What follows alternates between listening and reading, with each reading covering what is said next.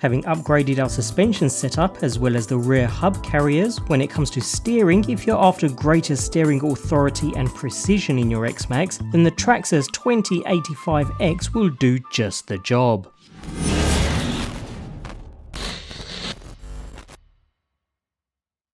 The 2085X Servo is a direct replacement for the stock 2085 the truck comes with, and has more torque, but perhaps more importantly it comes with full metal gears to improve durability too. Also in the pack is a steel steering linkage and stiffer servo saver spring, helping to turn that high torque strength into precise control.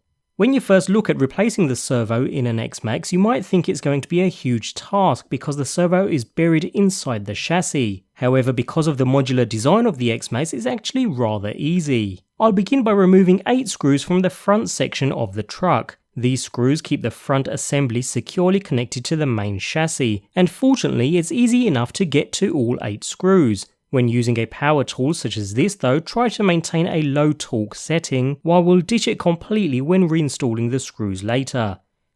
With these removed, we'll go ahead and remove an additional 4 screws, releasing the receiver cover and cable clamp,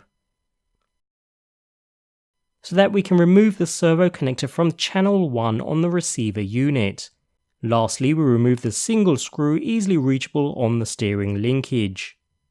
With that complete, we can now flip the truck over and remove the 8 screws from the chassis skid plate, allowing us to remove the cover completely, revealing the center drive shaft. Finally, we'll pull the front assembly away from the chassis, revealing the servo itself. At this point, you may wish to pull the center drive shaft out of the way to save it from falling out later. Now we can remove the 3 screws holding the current servo in place, releasing the servo completely, and considering we have already removed the servo cable, it comes out nice and clean. The servo horn is still attached, so remove this by releasing the single screw holding it in place. From here we can reverse the process to install the new servo. It's a direct replacement, so feed the cable through, and the servo sits in place perfectly, with the same 3 screws we just removed securing it down. Flip the truck back over and reconnect the servo cable to the receiver back into channel 1 before reinstalling the cable clamp and receiver cover. If you drive your truck in wet conditions, you'll want to add a little silicone grease to seal the box from water, although I generally only drive in dry conditions, so I'm happy to skip that step for now. Okay, so we're pretty much done with the main chassis. The last step here is to connect your batteries to the truck, switch on the transmitter, followed by the truck itself, and give the servo a quick test, remembering to center the trim dial on the transmitter too.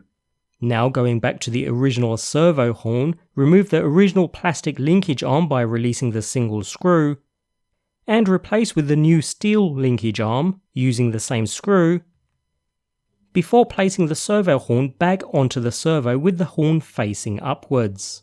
Remember to apply a little thread locker considering we are now screwing into metal rather than plastic, and secure the horn into place, before a quick test, after which we can power down and remove our batteries.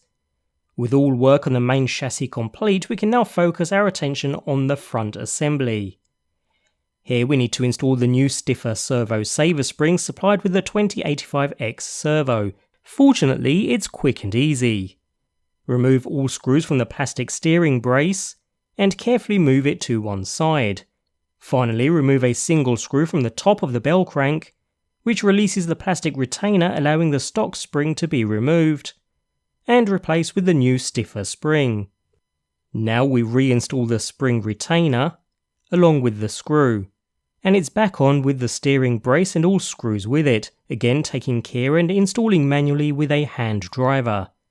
At this point, it's a good idea to manually steer the front assembly to make sure all components are free and move nice and easily. There should be very little friction. If there is, it's a good idea to disassemble the front assembly and clean all components and bearings thoroughly. With that said, now all new components are installed, we can reinsert the center drive shaft and push the front assembly back onto the main chassis, after which the bottom skid plate and all 8 screws can be reinserted in order to secure both halves together. With everything back together, all that's left is that single screw reattaching the steering linkage to the bell crank, and then secure the main chassis to the front module with the remaining 8 screws. Job done. Power up the vehicle and give it a quick test, and straight away it feels more powerful than the original stock servo.